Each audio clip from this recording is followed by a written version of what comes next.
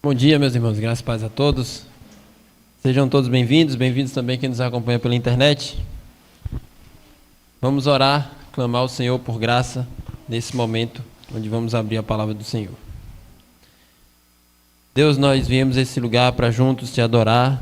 Nós suplicamos que o Senhor receba o louvor, que é fruto de um coração grato ao Senhor.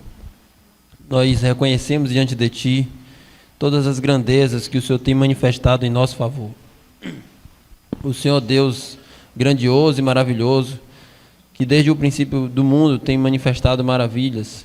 Com a Tua palavra, o Senhor fez tudo e o Senhor nos formou com as Suas mãos habilidosas. Acima de tudo, com o precioso sangue de Jesus, o Senhor nos comprou e por isso nós pertencemos a Ti. O objetivo da nossa vida é engrandecer e adorar o Teu santo nome. Rogamos, Senhor, que nesse momento o Senhor fale conosco. Nós precisamos ser direcionados por Ti. Nós não temos conhecimento, nós não temos sabedoria. Nós precisamos do conhecimento e da sabedoria que vem do Senhor. Concede-nos, ó Deus, um coração humilde para receber a Tua palavra e que a Tua palavra produza fruto em nosso coração e na nossa vida. Em nome de Jesus oramos. Amém. Os homens gostam de construir edificações para Deus. Desde o princípio do mundo, os homens... Obrigado, Lucas. Os homens têm construído templos, santuários e prédios. Se você pesquisar no Google, você vai ver vários formatos. Templos gregos, templos inclusive judeus.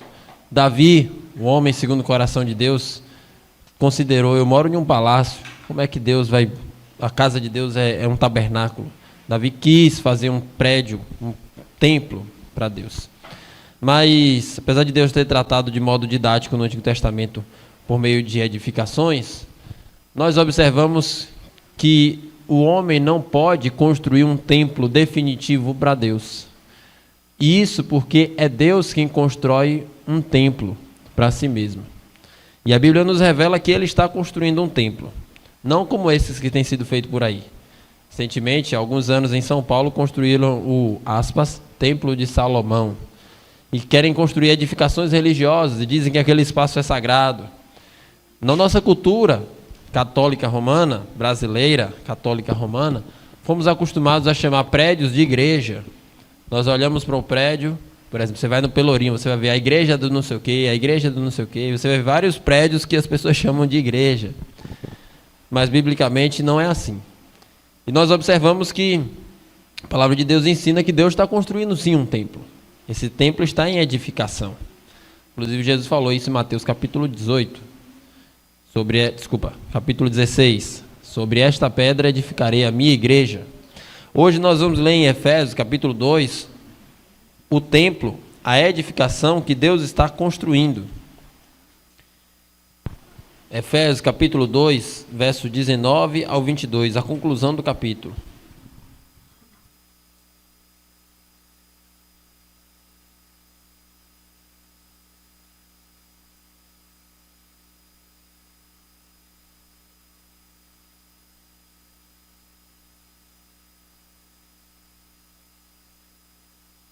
Efésios 2, verso 19 até o versículo 22.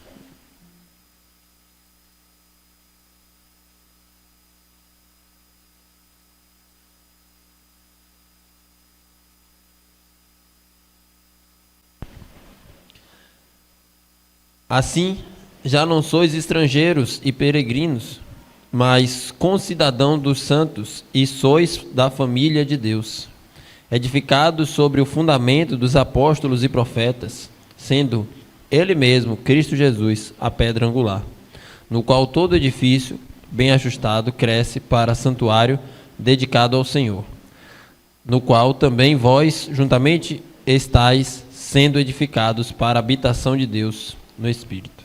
Amém. Que Deus fale conosco por meio da sua palavra. Nós observamos que o texto começa com um conectivo e toda palavra tem um significado.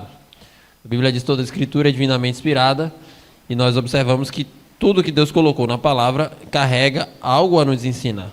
Então, quando ele diz assim ou portanto, ele está conectado com o assunto anterior. Qual é o assunto anterior?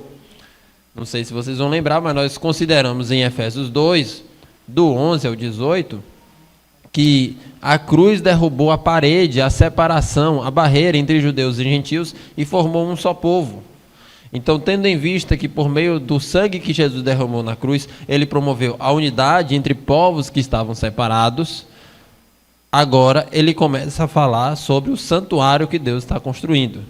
São analogias que comunicam unidade. Por exemplo, quando você observa este prédio, você vê a unidade. Você não vê um conjunto de blocos, cimento, areia e ferros. Você vê um edifício, você vê um conjunto. Então, quando a Bíblia fala que nós somos templo, santuário e habitação de Deus, é uma linguagem que está comunicando uma construção que Deus fez em unidade. Então ele diz assim, pois não são mais, agora, a partir de agora eu vou ler na Nova Almeida atualizada, vocês não são mais estrangeiros e peregrinos, mas concidadãos e membros da família de Deus. Aqui nós vemos que ele escreve aos Efésios, e os Efésios eram gentios. Então ele está falando, vocês não são mais alheios às alianças, vocês não são mais separados das promessas, vocês não são mais distantes do povo de Deus e do próprio Deus, mas vocês fazem parte. E esse prefixo aqui, com, mostra ao lado. Então o que é alguém que é co-herdeiro? É alguém que é herdeiro ao lado. Então nós somos concidadãos dos santos e membros da família de Deus, mostrando que na casa de Deus não há distinção entre judeus e gentios. Não há um grupo que está mais elevado e está numa patente superior e outro grupo numa patente inferior. Não existe isso.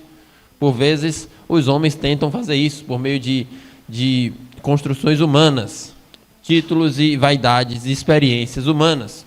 Mas ele está dizendo que nós somos concidadãos, isto é, na casa de Deus, judeus e gentios, todos são iguais. Não há um melhor do que o outro. Ele está falando isso tendo em vista que eles estavam mortos em delitos e pecados, e também nós estávamos separados de Deus, separados do seu povo, das alianças, das promessas, mas agora não estamos mais como estrangeiros ou estranhos, distantes. O que é que faz, ou qual é a posição de um estrangeiro? O estrangeiro é aquele que está longe da sua pátria. Então ele está dizendo, nós não estamos mais nessa condição de alguém fora da sua nacionalidade, mas nós somos um povo e Deus habita em nós. Essa é a nossa identidade. E ele diz também que nós somos membros da família de Deus. Desde o princípio Deus forma a família. A família é o plano de Deus. E nós vemos, Efésios capítulo 1 fala sobre isso, João capítulo 1 fala sobre isso também, que nós fomos adotados para sermos chamados filhos de Deus. Agora não somos apenas servos, somos servos, mas não apenas servos. Nós somos também filhos. E por isso que nós somos membros da família de Deus. E é uma linguagem muito cuidadosa e específica, porque não é uma instituição qualquer. Tem pessoas que encaram a igreja como uma experiência, uma instituição que é uma agenda na sua semana, assim como as outras, assim como a empresa, assim como as outras demandas, seus estudos formais, etc. Mas a igreja é uma família, e uma família são laços indissolúveis. Na verdade, a família de Deus possui uma durabilidade mais extensa, porque a família de sangue, família biológica, pode ser com que a gente não tenha alguns laços com essas pessoas na eternidade, se elas tomarem um caminho diferente do nosso, se nós formos para a presença de Deus e elas não. Mas a família de Deus é aquela que nós estaremos para todo sempre juntos na presença do Senhor. Então, a família de Deus possui esse vínculo indissolúvel, inquebrável, essa união eterna. Nós somos sim uma família, promovida pelo Pai Celestial e comprada com o precioso sangue de Jesus, o nosso primogênito dentre muitos irmãos. Essa é uma instituição muito séria. Falamos normalmente e com verdade que a família é a primeira instituição da sociedade e a célula máter, a geradora. Neste caso, nós estamos falando de uma família até superior, no sentido de transcendental, que é, como eu disse há pouco, a nossa família celestial, os nossos irmãos em Cristo, nós temos um vínculo que durará por toda a eternidade, e a nossa união é uma união maior do que o sangue biológico. É uma união maior do que vínculo de residência. Porque todas essas coisas se dissolvem com o tempo, se dissolvem com a vida e com a morte. Mas a nossa união é promovida pelo sangue de Jesus e é uma união eterna. Isso mostra que tipo de relacionamento nós devemos ter. Nós somos uma família. E o nosso texto continua dizendo: edificado sobre o fundamento dos apóstolos e profetas, sendo ele mesmo, Cristo Jesus, a pedra angular. Então a palavra aqui, a família de Deus, que também pode significar a casa de Deus, ou a habitação de Deus, o santuário de Deus. Ele começa a dizer que nós somos essa casa de Deus, essa família de Deus que está sendo edificada sobre o fundamento. E o fundamento é lançado pelos apóstolos e profetas. Deixa-me fazer uma pergunta. Em que momento nós lançamos o fundamento de uma construção? No início ou no fim? Então o fundamento vem primeiro, porque é o que sustenta toda a base da estrutura. Sem fundamento, qualquer edifício está sujeito a cair. Não é um edifício sólido que prevalece e permanece diante das instabilidades da vida. E Jesus falou essa analogia em Mateus capítulo 7, no Sermão do Monte. E aqui mostra que Deus é um sábio construtor, que ele faz um edifício com sólido fundamento. E esse fundamento não é qualquer fundamento. Acaso Deus seria um tolo de construir um edifício que seria brevemente destruído? Inclusive Gamaliel questiona algo relacionado a isso. Quando ele fala com as pessoas que estavam querendo perseguir o cristianismo, ele diz: olha, surgiram alguns movimentos que não foram de Deus. Se esse for de Deus, vai persistir. Até hoje, irmãos, 2000 anos, o movimento ou o grupo tem persistido, que nós chamamos de cristianismo, ou fé cristã, ou chame como quiser, mas basicamente são os seguidores de Jesus. Em Atos estão chamados de caminho, os do caminho. Então, esse edifício tem um sólido fundamento, porque está sendo construído por meio de um sábio construtor. E ele diz: edificado sobre o fundamento dos apóstolos e profetas. Aqui mostra a sabedoria de Deus em construir esse fundamento. Em primeiro lugar, é um assunto importante e relevante para o nosso tempo dizer que os apóstolos e profetas tiveram a função de lançar os fundamentos da igreja. Nós não lançamos o fundamento no primeiro andar, no segundo andar, no terceiro, no quarto ou quinto andar. Nós lançamos o fundamento no alicerce, no princípio. Inclusive, nós cavamos para lançar o fundamento. Tem gente que 2000 anos depois quer ser apóstolo e lançar fundamento sobre um prédio que já está em desenvolvimento. Por isso não é possível. A função dos apóstolos era específica. Foram designados por Deus para aquela missão. Se você reparar bem, quando Jesus foi escolher os seus apóstolos, ele passou a noite inteira orando. Ele não simplesmente saiu: tem muita gente seguindo, vou escolher 20 pessoas. Não, bota 30 logo. Aliás, vou botar 40, viu? Quanto mais, melhor. E aí, no meio do caminho, alguns vão se perdendo, mas vai sobrar alguns aí que vai dar certo. Não. Ele orou a noite inteira e escolheu 12, porque foram aqueles que Deus designou para serem apóstolos. Todos escolhidos por Deus para este ofício. O apostolado não é uma mera intenção humana. Eu sou pastor, mas eu não estou contente, eu quero algo maior, eu quero ser apóstolo. Aí eu junto meio mundo de pastores, boto a mão sobre a minha cabeça e aí eu viro apóstolo. É como disse Spurgeon: mãos vazias em cabeça ocas. Né? Então, o apostolado não pode definitivamente ser isso. O apostolado, segundo a Bíblia, é uma designação de Deus. Isso é importante ser dito porque muitos homens têm se levantado e se denominado apóstolos. E apóstolos só são aqueles que estão na Bíblia, e mais nenhum. 1 Coríntios capítulo 3, verso 9 a 11, nos mostra algo nesse sentido.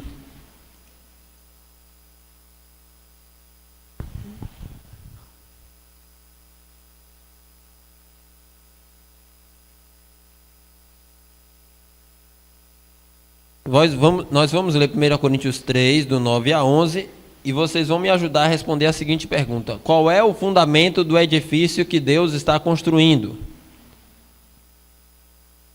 Memorizem aí, criança. Qual é o fundamento do edifício que Deus está construindo? Verso 9. Porque nós somos cooperadores de Deus. Que privilégio, irmão, ser chamados de cooperadores de Deus. Vocês são lavoura de Deus e edifício de Deus. Segundo a graça de Deus que me foi dada, lancei o fundamento como sábio construtor, e outro edifica sobre ele. Porém, cada um veja como edifica, porque ninguém pode lançar outro fundamento além do que foi posto, o qual é Jesus Cristo. Qual é o fundamento do edifício que Deus está construindo? Então ninguém pode, Paulo diz explicitamente, lançar outro fundamento, e as pessoas têm tentado lançar fundamentos. O fundamento é a tradição, o fundamento é o clero, o fundamento é uma revelação que eu recebi de um anjo especial. O fundamento da igreja, aí vem colocar vários, obviamente que não explicitam com essa palavra fundamento, mas a ideia é essa. A igreja vai ser sustentada agora a partir de uma revelação que eu recebi de Deus. A igreja vai ser sustentada a partir da tradição. A igreja vai ser sustentada a partir do clero. Nada disso. Não pode colocar outro fundamento. Outro fundamento não sustenta esse edifício, de modo algum. Paulo é muito explícito. O fundamento da igreja é Jesus Cristo. Ele é a pedra angular. Devemos dizer também que a função dos apóstolos era lançar os fundamentos, e ele disse, eu lancei o fundamento como sábio construtor, e a partir de agora a função é edificar sobre o fundamento, não lançar outro fundamento. Então o que é que nós fazemos a partir dos apóstolos? Edificamos edificamos o edifício que Deus está fazendo, não lançamos um outro fundamento. 1 Coríntios capítulo 8, nós observamos o fim desse dom do apostolado. Alguém pode te indagar, bom, você acredita na Bíblia e a Bíblia fala da existência de apóstolos, por que você não acredita que existem apóstolos hoje? É porque nem tudo que está na Bíblia é para todos os tempos.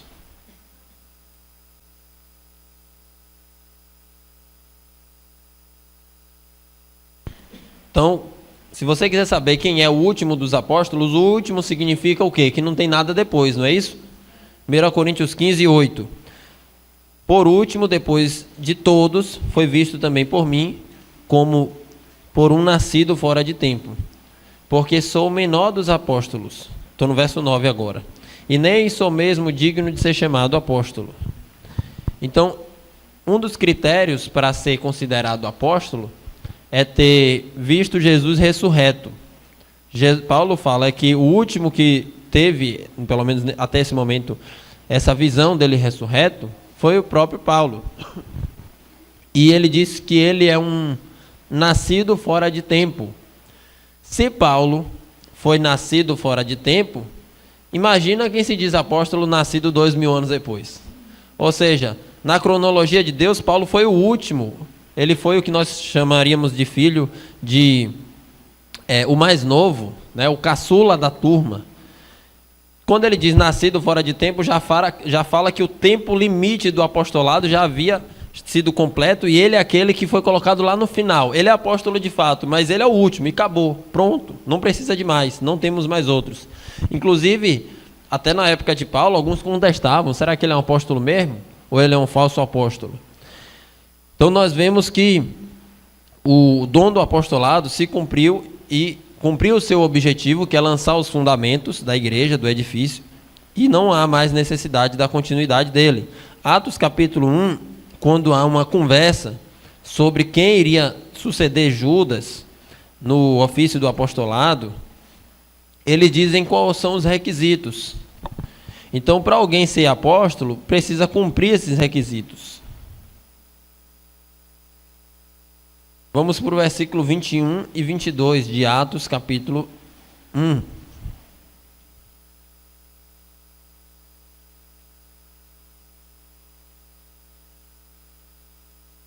Atos 1, 21 e 22. Portanto, eles estão discutindo, né? A gente precisa de alguém para substituir Judas, porque Judas morreu. Verso 21 do capítulo 1 de Atos. Portanto, é necessário que dos homens que nos acompanharam, todo o tempo em que o Senhor Jesus andou entre nós, começando no batismo de João, até o dia em que foi tirado do nosso meio e elevado às alturas, um destes se torne testemunha conosco da sua ressurreição. Então era necessário ter participado do processo desde o batismo de Jesus, começando por João Batista, até a ressurreição.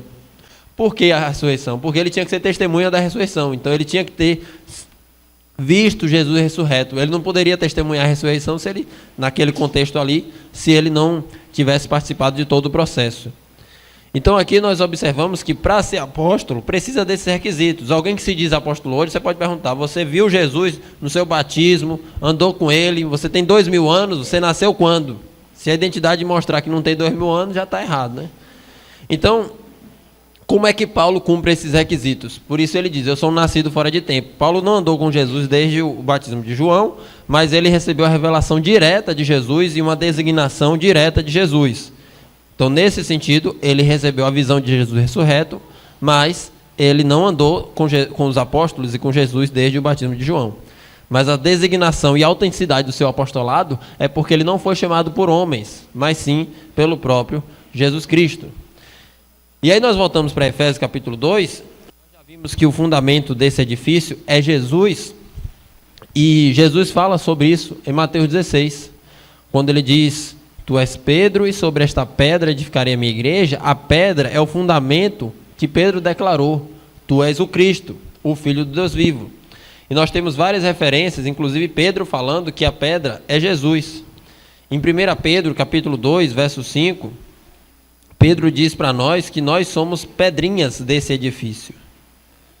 Primeira epístola do apóstolo Pedro, capítulo 2, versículo 5. Então Jesus é a pedra angular, fundamental. E nós somos o quê?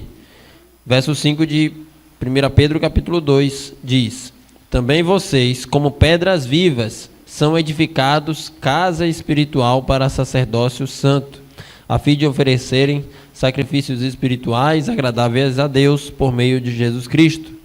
Então nós somos pedra desse edifício, pedras vivas, mas nós não somos a pedra fundamental, nós não somos a pedra angular, nós somos as pedras que estão sendo edificadas sobre o templo que Deus está construindo. Então agora nós vamos voltar para Efésios 2, 21. Nós já compreendemos a dinâmica desse edifício, que é um edifício vivo, um organismo. Tem várias analogias que a Bíblia fala sobre a igreja como um corpo. O corpo tem vida. Aqui, até para falar sobre edifício, o edifício não tem vida, mas Pedro fala: vocês são pedras vivas. Então nós somos um organismo vivo. E todas as analogias comunicam a ideia de unidade. O edifício é unido. Se você vê rachaduras no edifício, saia fora, não vai dar certo, vai cair. Verso 21 de Efésios capítulo 2. Nele, todo edifício bem ajustado cresce para ser santuário dedicado ao Senhor. Então, ele está falando sobre esse edifício que somos nós, está crescendo, está em desenvolvimento, e esse edifício é um santuário dedicado, isto é, consagrado, direcionado para o Senhor. Então, qual é o edifício que Deus está construindo? O edifício que Deus está construindo somos nós, o corpo de Cristo. Nós construímos prédios, nós derrubamos paredes, nós pegamos marreta, derrubamos bloco, mas Deus constrói um edifício vivo, e isso só Ele é capaz de fazer. Nós não temos a condição de construir o santuário de Deus, o templo de Deus. Inclusive, a Bíblia, como eu falei, não chama prédio de igreja. Teve uma ideia que me chamou a atenção em um livro do Tiago Albuquerque, Alegrem-se as Cidades, que normalmente a gente coloca... Eu sei que não é moralmente errado, mas ele disse assim: normalmente a gente coloca em cima do prédio, visível, Igreja Batista, tal. Ou Igreja Bíblica Batista, ou o que quer que seja. Então, o nome do prédio não é esse, mas ele coloca assim: aqui se reúne a Igreja Batista, tal. Porque aqui é o local de reunião. Não é, aqui, o nome do prédio não é igreja. E isso faz toda a distinção. Por quê? Não é um preciosismo vazio, mas é porque a Bíblia tem cuidado com suas palavras. E se você buscar em todo o Novo Testamento, você não vai encontrar um prédio que é chamado de igreja. Você não vai encontrar um espaço que é chamado de igreja. Você vai encontrar pessoas unidas pelo sangue de Jesus. Essas são a igreja. Uma outra correção que é válida a fazer é que nos últimos tempos surgiram aqueles que querem andar sozinhos e se dizem igreja. Então eu não preciso ir à igreja porque eu sou a igreja. Nunca, em lugar nenhum da Bíblia, há respaldo para isso. A mão não é o corpo, a mão é parte do corpo. A mão sozinha é um membro morto. Faça um teste, corte sua mão e veja se sua mão vai ficar viva. Não tente isso em casa. Mas a ideia é, o indivíduo sozinho não pode ser o coletivo. O membro sozinho não é o corpo. Então o indivíduo é sozinho e ele fala, eu sou a igreja, por isso eu não preciso ir para a igreja. Na Bíblia não há respaldo para isso. Não há respaldo para isso. A Bíblia é sempre o coletivo unido. Então você não separa o membro. Eu vou pegar um bloco sozinho e vou dizer, aqui é o edifício de Deus, aqui é só um bloco, não é o prédio. Eu vou pegar um membro do corpo, amputar, e vou dizer, aqui é o corpo inteiro. Não é um corpo inteiro, é um membro amputado. E o membro amputado não tem vida, o membro amputado morre. De igual modo, os membros precisam estar unidos ao corpo. As pedras precisam estar encaixadas no edifício. Então a nossa união é algo essencial. E aí nós podemos já extrair da Escritura que a vida cristã existe um aspecto importantíssimo, individual, você e Deus. Jesus fala, quando você for orar ao Pai, entre no seu quarto que está em secreto. Isso é fundamental você cultivar. Mas ao mesmo tempo, também é importante, existe o aspecto coletivo. A nossa saúde espiritual é equilibrada por essas duas dimensões. Se eu tiver só o âmbito individual e não tiver o coletivo, a minha saúde espiritual é afetada. De igual modo, se eu tiver só vida em comunidade, mas não orar ao Pai que está em secreto, não ler a Escritura, eu e Deus, a minha vida espiritual também é abalada. Então eu preciso ter vida em comunidade, porque Deus fala isso na sua palavra, ao mesmo tempo que eu preciso ter vida individual com Deus. As duas coisas andam juntas, não podemos separar. Não é só igreja e em casa nada de Bíblia e oração. Também não é só Bíblia e oração em casa e nada de igreja.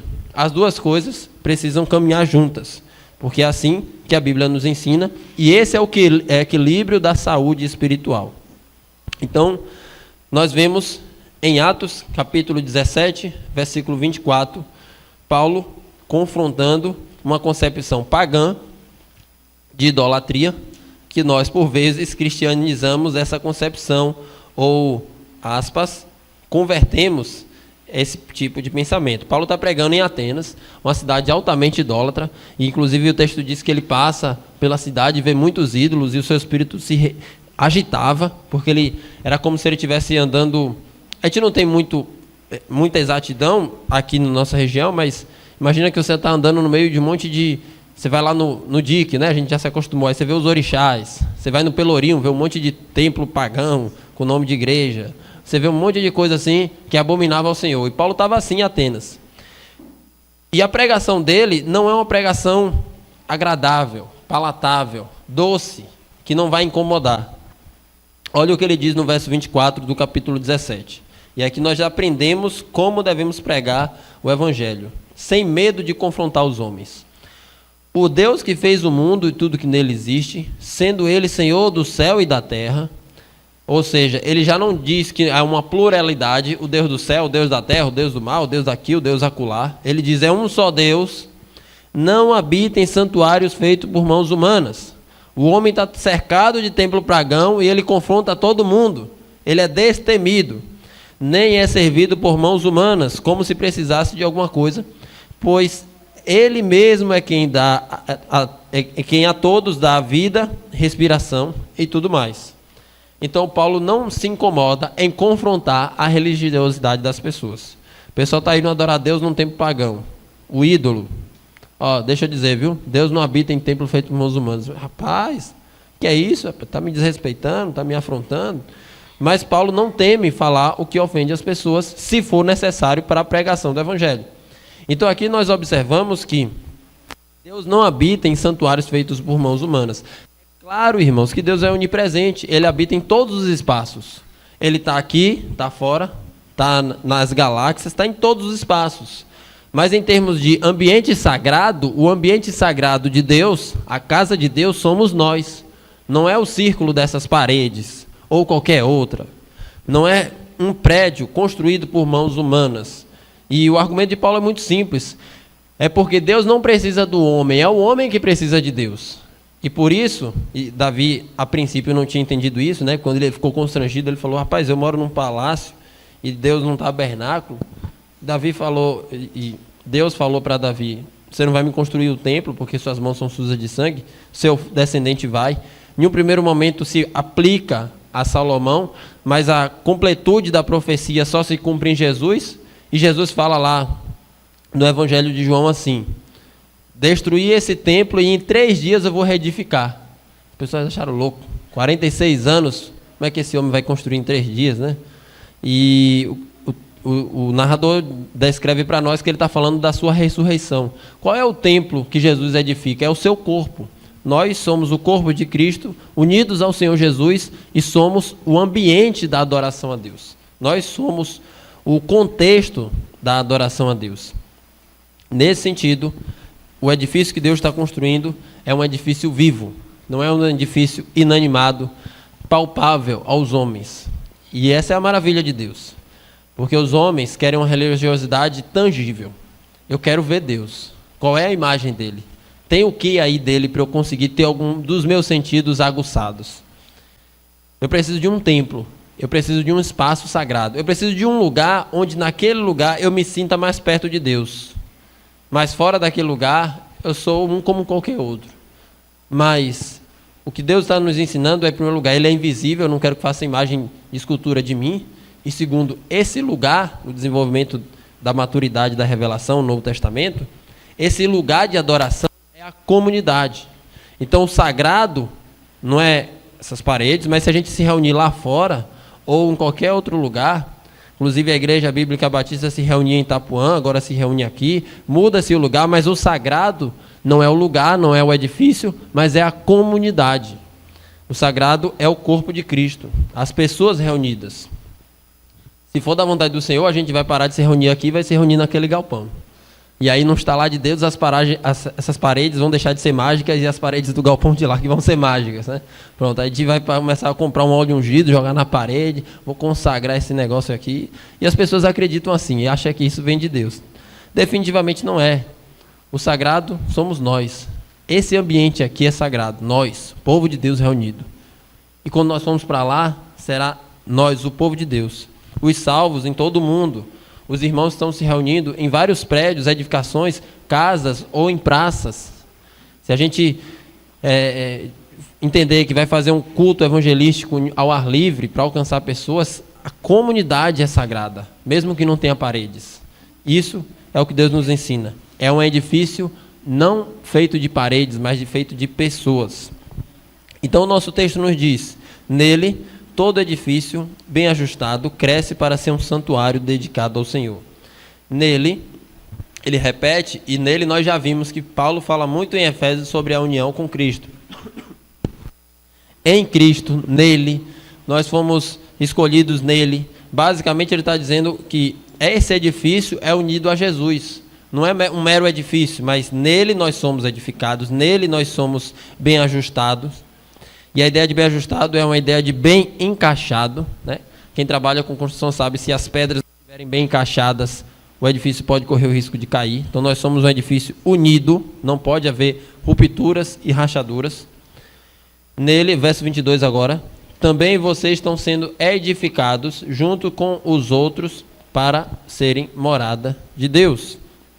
Ou seja, nós somos a habitação de Deus. E é muito legal, muito vislumbrante ver isso, o desenvolvimento da revelação. No Antigo Testamento, as pessoas pensavam que a casa de Deus era um tabernáculo. Depois se tornou um templo suntuoso. E aqui Deus diz, não precisa fazer templo para mim.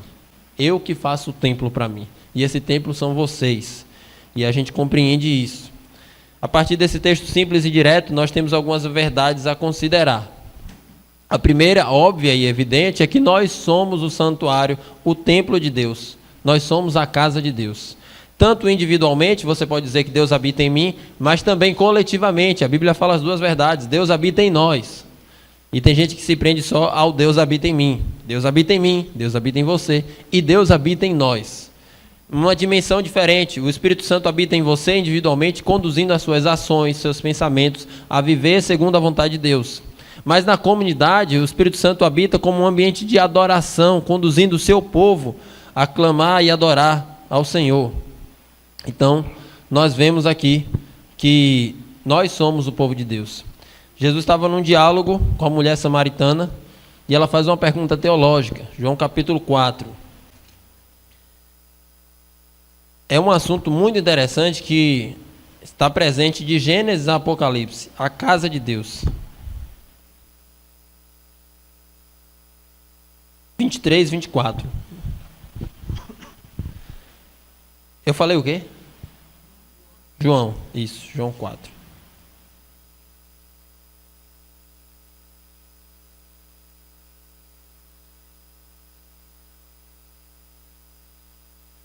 Verso 23. Jesus confronta o pecado dela, e eu acho muito irônico isso. Jesus está dialogando com a mulher, aí ela pede a água da vida, aí ele, pois bem, então vamos falar sobre o seu pecado. Cadê seu marido? Ela, não tenho. Você falou certo, você teve 5 e esse que você está agora não é seu marido. Aí ela ficou meio constrangida assim, mudou de assunto. Vamos falar de teologia? Vamos conversar de Bíblia? Aí ela fala no versículo 23. Vamos ler o 21, né? Desculpa. O 19, para contextualizar. 19. A mulher então lhe disse, agora eu sei que o Senhor é um profeta. Por quê? Porque falou de um pecado da vida dela. Então eu vou mudar de assunto logo, para o Senhor não falar mais coisas sobre minha vida. Nossos pais adoravam nesse monte. Vocês, nossos pais samaritanos, e vocês dizem que Jerusalém é o lugar onde se deve adorar. E aí, quem é que está certo? Jesus respondeu, mulher, acredite no que eu digo. Vem a hora em que nem nesse monte, nem em Jerusalém. Ela fez um falso dilema. Só tem 2 opções, no monte ou Jerusalém. Jesus falou, nenhum nem outro. Quem disse que só tem 2 opções? Vocês adoram o que não conhecem, nós adoramos o que conhecemos, porque a salvação vem dos judeus. A revelação vem dos judeus e o Messias vem dos judeus. Mas vem a hora em que já chegou, a partir de Jesus, em que os verdadeiros adoradores adorarão o Pai em espírito e em verdade. Qual é a forma de adoração a Deus? Ele não diz exatamente sobre lugar, mas ele diz a essência, em espírito e em verdade. Então Deus não está preocupado se vai ser no monte ou se vai ser em Jerusalém. A igreja se reunia em Itapuã e vocês testemunhavam várias pessoas que tinham um certo vislumbre com esse negócio de monte.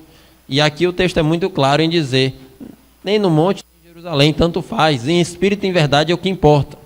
Porque são esses o que o Pai procura para seus adoradores.